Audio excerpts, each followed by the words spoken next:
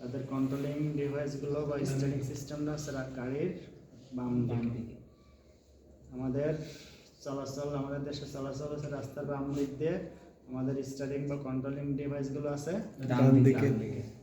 এখানে dual control system দেওয়া। আপনি লেফট হ্যান্ড ড্রাইভ অপারেটিংও করতে পারবেন, আবার রাইট হ্যান্ড ড্রাইভ অপারেটিংও করতে পারবেন। ঠিক আছে, এখানে যে জিনিসগুলো আছে আমি বলি। প্রথম এটা হচ্ছে ড্রাইভিং সিট বা চালকের আসন। এটা কি চালকের আসন? ড্রাইভিং সিট বা চালকের আসন। এই চালকের আসনে বসেই সব কিছু করা লাগবে। এই ড্রাইভিং সিটের সামনে যেগুলো আছে সেগুলো হচ্ছে কি চালকের সামনে, আর এটা হচ্ছে স্টিয়ারিং হুইল। এটার পিছনে যেগুলো থাকবে সবসময় ফ্রন্ট কি এদিকে, আর রিয়ার হচ্ছে এদিকে। ঠিক আছে, পিছন হচ্ছে এদিকে আর ফ্রন্ট সাইড আর ব্যাক সাইড। তাহলে এই স্টিয়ারিং যে হুইল, এটার পিছনে যেগুলো থাকবে সেটা বলা হয় কি ড্রাইভিং সিট। ড্রাইভিং সিটে বসে যে কাজগুলো করা লাগে সেই কাজগুলো প্রথম নামগুলো বলি। এর নাম কি বললাম? কি বললাম? স্টিয়ারিং না, স্টিয়ারিং। স্টিয়ারিং।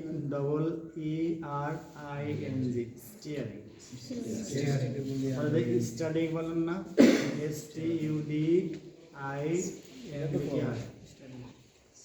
অধ্যয়ন।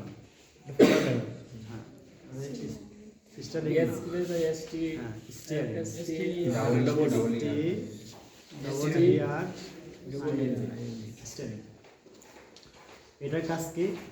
এটার কাজ হচ্ছে গাড়িকে ডানে বামে মোড় ঘোরানো। গাড়িকে ডানে বামে মোড় ঘোরানো। যদি বামে ঘোরান গাড়িটা বাম দিকে যাবে, ডানে ঘোরালে গাড়িটা ডান দিকে যাবে। সামনে যাইতেও যদি আপনি বামে যান, বামে ঘোরালে বামে যাবে। পিছনে যাইতে গেলেও ডানে ঘোরালে পিছনটা ডান দিকে যাবে। সামনে যাওয়ার সময় সামনেটা ডানে বামে যাবে, পিছনে যখন যাবেন তখন পিছনটা ডানে বামে যাবে, বিপরীত দিকে যাবে না। ডানে কাটালে পিছনটা বামে যাবে না, ওরকম না। ডানে কাটালে পিছনটা ডানেই যাবে, বামে কাটালে পিছনটা বামেই যাবে। কিন্তু অনেকেই বোঝে পিছনে মানে অপোজিট সাইডে, ওরকম না। আপনি যেদিক কাটাবেন পিছনটাও সামনেটা সেম দিকেই যাবে। ডানে ঘোরাইলে পিছনেও ডান দিকে যাবে, সামনের দিকেও ডান দিকেই যাবে। বুঝে গেছেন?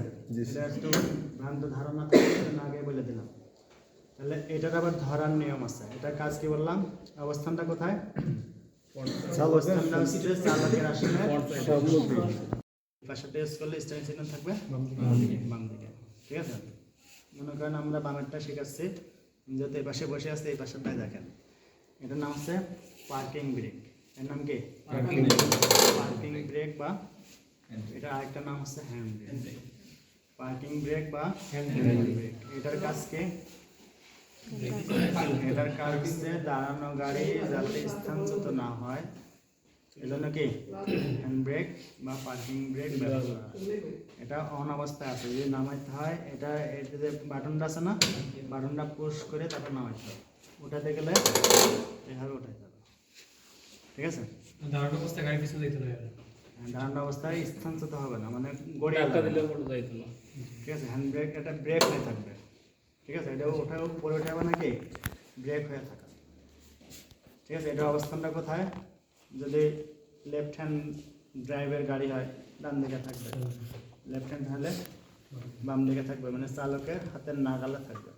আবার কিছু কিছু গাড়ি আছে প্যানেল বোর্ডের কাছাকাছি, আবার কিছু গাড়ি আছে যেটা হ্যান্ড ব্রেক হিসেবে ব্যবহার হয় না, তখন পার্কিং ব্রেক হিসেবে ব্যবহার হয়। সেটা থাকবে পায়ে, ওই যেখানে ক্লাস আছে না, ক্লাসের ওখানে থাকবে। অটোমোটিভ যেগুলো ট্রান্সমিশন সিস্টেম সেগুলো কি পায়ে থাকে। যখন পায়ে থাকবে তখন কি হ্যান্ড ব্রেক বলা যাবে? যখন পায়ে থাকবে তখন সেটা পার্কিং ব্রেক।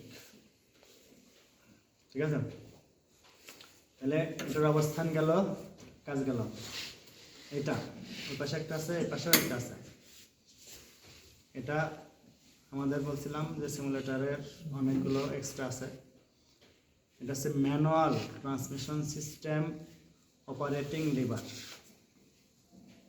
ঠিক আছে, ম্যানুয়াল ট্রান্সমিশন অপারেটিং সবাই বলে গিয়ার লিভার, ঠিক আছে, কিন্তু মূল নাম হচ্ছে কি ম্যানুয়াল। এটা হচ্ছে আমাদের অটোমেটিক, এটা হচ্ছে ম্যানুয়াল, ঠিক আছে। তাহলে ম্যানুয়াল ট্রান্সমিশন অটোমেটিক, ঠিক আছে, gear shifting liver, manual transmission gear shifting liver. কোথায় কোন গিয়ারটা আছে এদিকে চাপ দিয়ে এখানে দিলে 1 নম্বর, দিলে 2 নম্বর, এই জায়গায় দিলে নিউট্রাল, যেখানে ছেড়ে দিলে 3, স্কুলে 4, ছেড়ে দিয়ে একটু এদিকে চাপ দিলে 5 আসবে, ঠিক আছে, 5 আসবে, ছেড়ে দিলে এখানে চাপ দিয়ে পিছন থেকে দিলে রিভার্স, পিছনে দিলে কি রিভার্স। এটাও সেম, এটা হচ্ছে কি automatic transmission gear shifting liver, automatic transmission gear shifting liver, shift gear shift করা। এখানেও লেআউট দেওয়া আছে, কি আছে, পি আছে, আর আছে, এন আছে, আর ডি আছে। পিতে পার্কিং, আরতে রিভার্স, এন এ নিউট্রাল, ডিতে ড্রাইভ,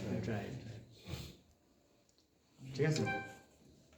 এই ম্যানুয়ালি বলেন আর অটোই বলেন, এটা যখন ড্রাইভ করতে হবে তখন সামনে স্ক্রিনে দেখা যাবে। যদি ম্যানুয়ালে চালান কোন গিয়ারে আছে দেখা যাবে, অটোয় চালাইলে সেটা কোন গিয়ারে আছে বুঝে গেছেন। তো এইগুলো আছে কি গেল হাতের কন্ট্রোল, আর পায়ের কন্ট্রোলে যেগুলো আছে, মনে করেন আমি যে জায়গায় পা রাখছি এটার নাম হচ্ছে ফ্লোর বোর্ড। এটার নাম কি ফ্লোর বোর্ড। এই ফ্লোর বোর্ডের সবচেয়ে ডান দিকে একটা প্যাডেল আছে, এটা দেখে ডান দিকে, এটার নাম হচ্ছে অ্যাক্সিলারেটর,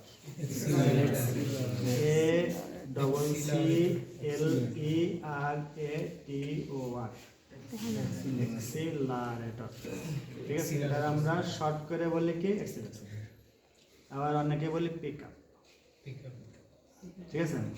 এটার অবস্থানটা কোথায়, ফ্লোর বোর্ডের সবচেয়ে এটার কাজ কি, এটার কাজ হচ্ছে ইঞ্জিনের গতি কমানো এবং বাড়ানো, ইঞ্জিনের গতি কমানো এবং বাড়ানো। ওই ফোনটা একটু এগুলোর কাছে নিয়ে এসে দেখান, না তো বোঝা যাবে, দেখা যায় স্যার, জুম দেখা যায়। তাহলে এটার কাজ কি বললাম, ইঞ্জিনের গতি বাড়ানো এবং কমানো। এটা কিভাবে চাপতে হবে, ডান পা দিয়ে। এটা চাপতে হবে কিভাবে, ডান পা দিয়ে। এটা চাপার সময় অবশ্যই আপনার ব্রেনে কাজ করতে হবে যে ইঞ্জিনের সাউন্ড অতিরিক্ত হচ্ছে কিনা, সাউন্ড বিকট হচ্ছে কিনা, ঠিক আছে, বা সাউন্ডটা ব্যাড আসতেছে কিনা। এগুলো অ্যাক্সিলারেটর চেপে বুঝতে হবে যে আপনার সাউন্ডটা কেমন। এটার আরেকটা বোঝার নিয়ম হচ্ছে, এখানে আরপিএম আছে, আরপিএম পার মিনিট, ঠিক আছে। আরপিএম মিটারে বোঝা যাবে আপনার অ্যাক্সিলারেটর কতটুকু চাপ দিলেন বা কতটুকু প্রেশার দিলেন, বুঝা গেছে। এটা তো এটা প্রয়োজন অনুযায়ী চাপতে হবে। আর এটার অ্যাক্সিলারেটরের পেছনে আছে কি brake pedal, foot brake pedal. এই ফুট ব্রেকের কাজ কি, ফুট ব্রেকের কাজ হচ্ছে গাড়ির গতি নিয়ন্ত্রণ করা এবং গাড়িকে থামানো, গাড়ির গতি নিয়ন্ত্রণ করা এবং গাড়িকে থামানো, ঠিক আছে। এটা কোন পাতে চাপতে হবে, ডান পাতে। কারণ কি, আমরা স্বাভাবিকভাবে আমাদের আল্লাহ তাআলা ডান সাইডের শক্তি বেশি দিছে না, ডান সাইডে কি শক্তিটা আমাদের বেশি, এই জন্য ব্রেক কন্ট্রোলিংটা সবসময় যে গাড়ির হোক ডান পায়ে থাকে, ঠিক আছে।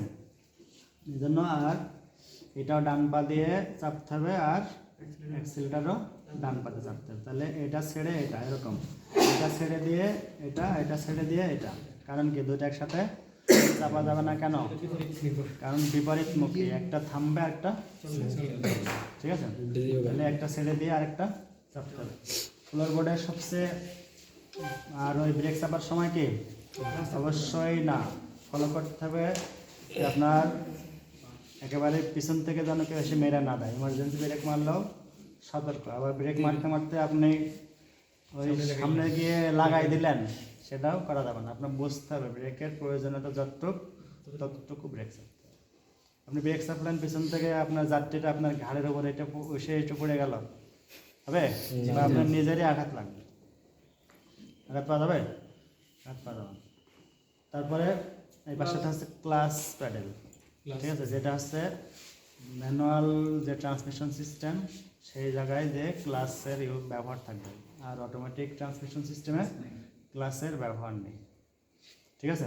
এই ক্লাসের কাজ হচ্ছে ইঞ্জিন আর ট্রান্সমিশন সিস্টেমের যে গিয়ার বক্স আছে, এই ট্রান্সমিশন সিস্টেমের সাথে সংযোগ করা এবং সংযোগ বিচ্ছিন্ন করা।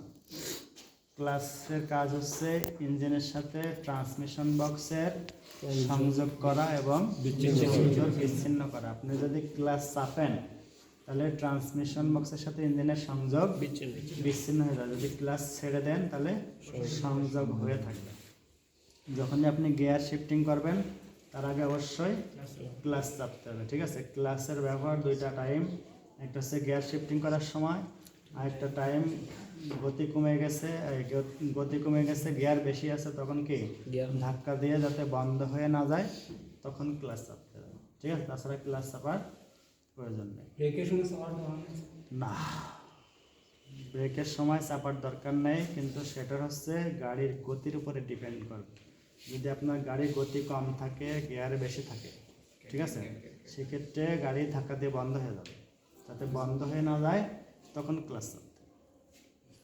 বিশেষ করে 1 নম্বর 2 নম্বরে গাড়ি তো কম থাকে, ব্রেক চাপলেই থেমে যায়। থেমে যদি ক্লাস না চাপেন তখন কী হবে?